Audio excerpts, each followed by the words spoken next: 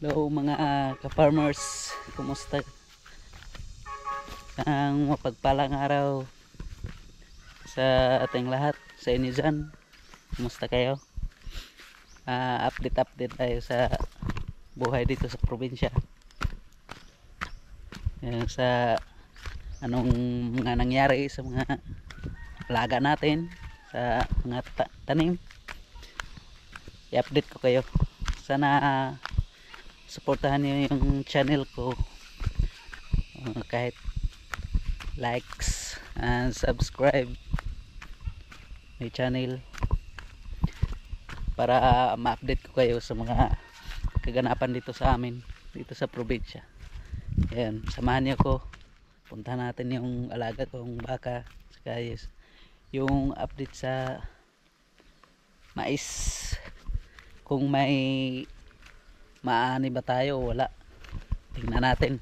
Saka yung puntahan natin yung may nakita akong pugad ng ibon, anong tawag ng tukmo dito sa amin, iwan ko sa Tagalog anong tawag niya. Puntahan natin mamaya, mababa lang.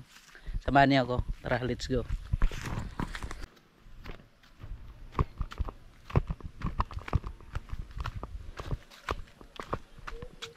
Maganda yung araw, maganda yung sikat ng araw dito ngayon sa amin. Hindi masyado mainit, hindi masyado malamig, sakto lang. Saka ito pala yung update sa mais natin ka farmers. Ito, yan, ito yung update sa inuod na mais. May ma-harvest tayo kahit konti, pero meron tayong makakain.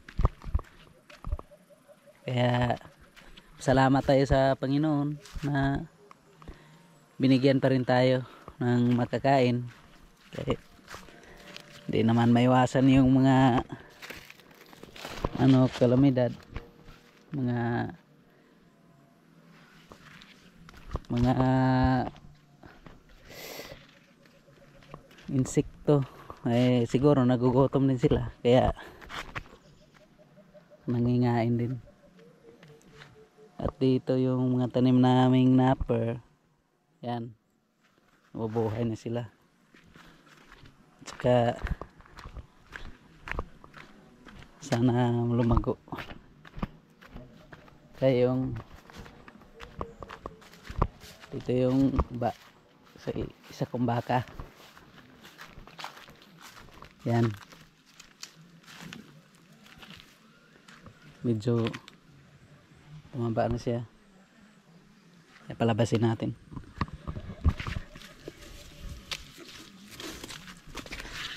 Para importante din tong palabas sa kanyang kainan, para pahinga siya na maayos, hindi yung nakatayo lang ganun. Ayan,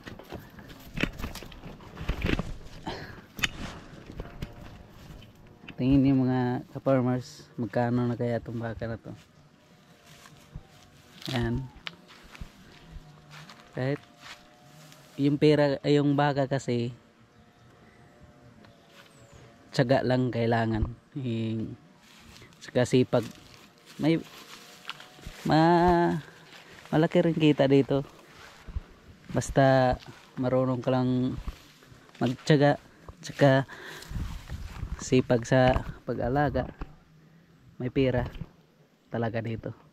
Kaya kung ibenta natin to, sigurado ako may pera na to. Pero sa ngayon hindi pa natin to ibenta kasi sayang, saka mabait pa naman, hindi pa nanunuwag. Yan ka farmers, maganda mag-alaga talaga ng baka para may extra income, at saka ito na to savings.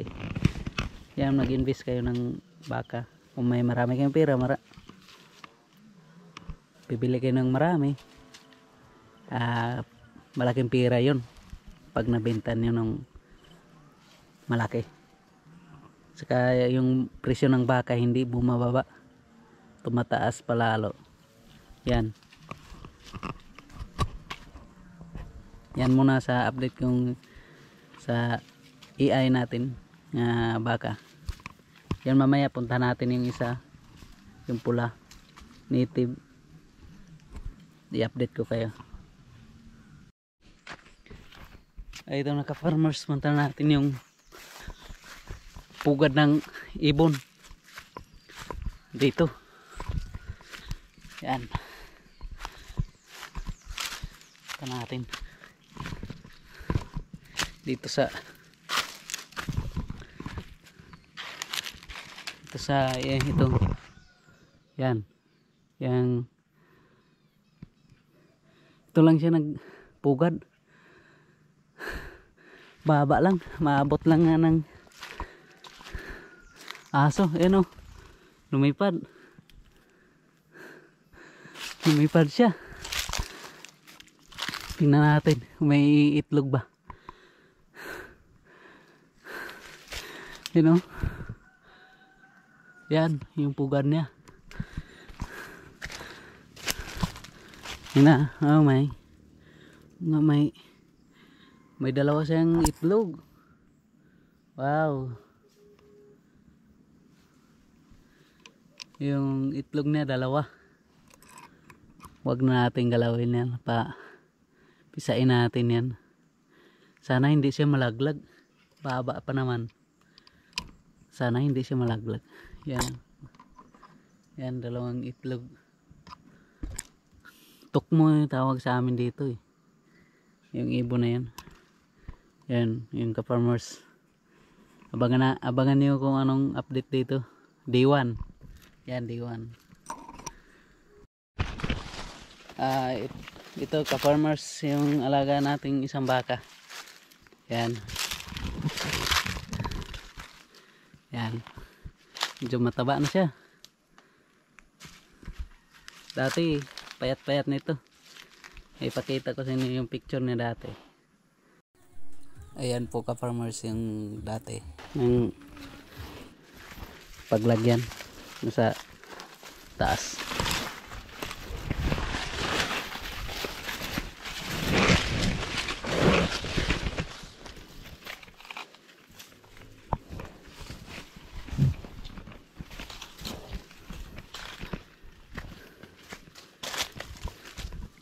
Paalam mo ano ipangalan sa alaga natin baka. Yan, kaya tulungan niyo ako kung anong maganda ipangalan dito, yung sa dalawang baka natin,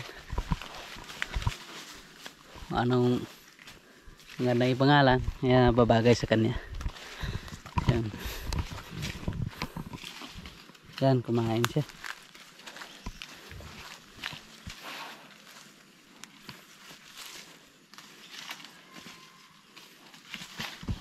Yan muna ka-farmers. Maraming salamat sa panonood. Pagpalain tayong lahat ng puong may kapal. God bless. Thank you.